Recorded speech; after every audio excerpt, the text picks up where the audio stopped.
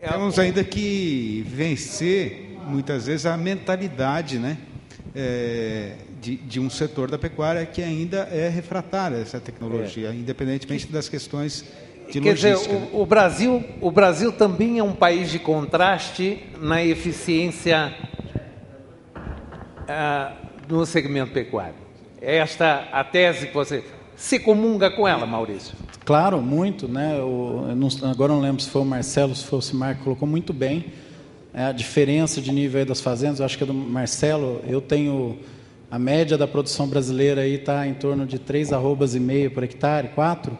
E eu conheço casos de cliente com 30 arrobas por hectare, que pasto altamente intensivo e depois cai no confinamento. E mesmo confinando, Marcelo, esse gado nosso é a pasto, que quando eu confino 2 arrobas, 3. Ele sempre vai ser a pasto. Se eu aumentar meu confinamento para 40 milhões de cabeças, o bovino brasileiro ainda é a pasto. A gente tem que bater nessa tecla, né? O que é interessante foi uma opinião que eu vi hoje cedo, num debate, que o pessoal pega essa situação ótima e extrapola, e fala que a gente pode produzir tudo de cara, que não precisa desmatar. Eu acho que quando a gente fala que não precisa desmatar, nós estamos vendendo uma outra ideia que nós não vamos cumprir. Podemos até cumprir. É boa para a gente, todos aqui que produzem. Nós vamos ter o preço dos alimentos muito altos. Para quem trabalha com isso é bom, né? Mas nós vamos criar uma frustração nessa perspectiva de consumo. Tem um processo para a gente chegar lá. Nós temos que andar devagar. Nós não temos hoje mina de adubo no mundo para adubar o que se precisa para aumentar essa tecnologia, né? Então, a gente tem que ir devagar com isso. Acho que a gente tem que passar mais informação técnica desse ponto. E concordo, nós vamos ter o papel que nós temos aí, que foi apontado nas 3 palestras. Nosso potencial é fantástico, a importância nossa como produtor de alimento no mundo é incontestável. Eu vou colocar aqui, então, a pergunta agora para o público, já que vocês são a minoria silenciosa, ou a maioria silenciosa. Alguém aqui discorda de que é possível alimentar o mundo em 2050? Se alguém discordar, levanta a mão. Não. Todos concordam. E alguém aqui discorda de que o papel do Brasil nessa equação de alimentar o mundo é decisiva? Alguém discorda disso? Por todos os fatores que nós levantamos aqui. Não há discordância. Então, eu acho que nós podíamos levar para dentro de casa 2 coisas. Fome, necessariamente, não vai ser por falta de alimento, pode ser por outros fatores. 2, alimento vai ficar caro. Já está com os preços em recuperação e seguirá recuperando nível de preço. Nós transferimos, na década de 70, década de 90, renda do campo para a cidade. Vai começar um pouquinho do processo inverso, porque o campo ficou menor que a cidade.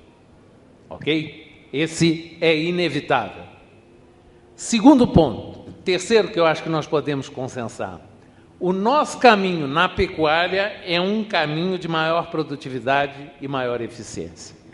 Nós vamos crescer muito mais por eficiência e produtividade do que horizontalmente. Quer dizer, se tiver algum verdinho de plantão aí, fica tranquilo, porque, concordo contigo, haverá ainda impactos ambientais, mas essa noção de que você vai queimar todas as florestas para fazer gado, ela não se sustenta. Só queria fazer uma intervenção que eu particularmente, como conheço muito a Amazônia, vivi durante 15 anos rodando pela Amazônia, andando a cavalo, de charrete, de carro, de avião, de barco, e morei no Mato Grosso durante 15 anos. Eu tenho um medo muito grande na Amazônia. O grande problema é como aconteceu, por exemplo, aqui, eu vou falar mais ou menos aqui, que todo mundo conhece, a Billings aqui em São Paulo, a represa.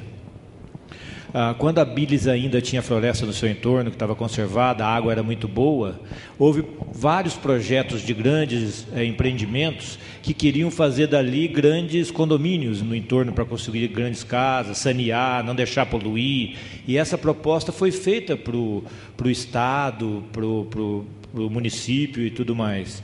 E não foi aceito, não, aí ninguém toca porque ninguém entra e aí não vai acontecer nada porque vai preservar e nós vamos deixar do jeito que está. Foi o que aconteceu, uma invasão muito grande, poluiu tudo e arrebentou com tudo. Hoje é a margem que mais polui a represa Billings. Eu tenho muito medo da favelização da Amazônia, que é o que está acontecendo. Você pega hoje 95% dos desmatamentos são entre 0 e 25 hectares, 30 hectares, que é o de subsistência, ou do bandido mesmo que não tem CPF, que é o grileiro, que está entrando na Amazônia desmatando. Quer dizer, todo dia tem gente subindo para lá querendo um pedacinho daquilo. E esse é o meu medo dessa ocupação, porque o governo nunca deu conta de governar isso, essas aberturas. Não é agora que isso vai acontecer. Olha, até endossa o que diz o Ocimar. Eu não sei se vocês conhecem, já tiveram a oportunidade de ouvir o Jason Clay. Jason Clay é o vice-presidente de agricultura da World Wildlife Fund, aquela organização de ambientalistas, a WWF, que tem o ursinho panda como símbolo. Eles são meus clientes. E eles são meus clientes porque eles têm um approach realista em relação à agricultura. O Jason Clay diz o seguinte: quem mais impacta o meio ambiente não é a agricultura industrial organizada, estruturada, empresarial. É a agricultura de subsistência. Essa é um verdadeiro Átila, quando passa. Não cresce nada depois. Agora, eu vou agora propor a vocês uma provocação, e essa provocação eu vou estender ao público. Vocês estão vendo ali uma opção de números. Não sei se vocês conseguem ver, mas, mais ou menos, eu vou traduzir aqui para vocês, se eu conseguir fazer com que passe, é o seguinte.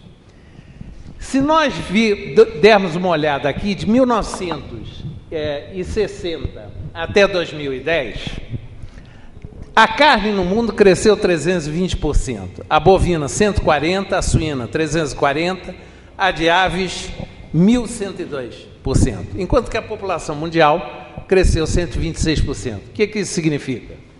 Não só teve mais carne, como nós estamos comendo mais carne.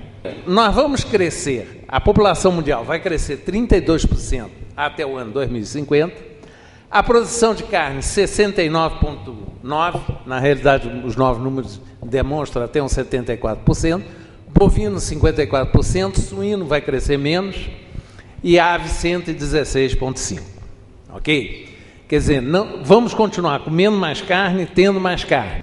O que está acontecendo é o seguinte: no princípio, era só boi. Eu me lembro, eu entrei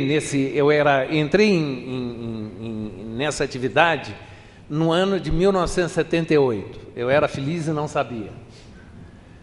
Então, na época, era concretamente carne bovina, e você vendia carne de frango se a carne bovina ajudasse com o preço. Carne de frango era cara. E carne suína era uma estagnação no mercado brasileiro. E mundialmente, vocês veem o que acontece. A carne bovina, que representava 42,3%, ela hoje representa 22%, e ela vai representar 20%. Enquanto que a carne de frango, 9,6%, ela vai chegar a 42,6% no ano de 2050. A pergunta que eu vou fazer para vocês é o seguinte, e aí eu começaria contigo, ministro. Será que é por esse motivo que empresas do segmento bovino estão diversificando atividades e comprando empresas de frango e de suíno? Não, a razão da diversificação da atividade do ponto de vista de plataforma de produção é uma defesa contra o protecionismo. Eu devo ter um pouco de culpa disso, porque faz 30 anos que a gente pretende abrir o mercado japonês para carne suína e não se consegue. Faz pelo menos 30 anos que a gente pretende vender carne fresca de boi nos Estados Unidos, no Japão, na Coreia do Sul, em Taiwan e outros, e não se consegue. Então, quando você compra um frigorífico na Austrália, o que você quer? Você quer tirar mercado do Brasil? Não. Você quer vender da Austrália para o Japão, porque os japoneses compram carne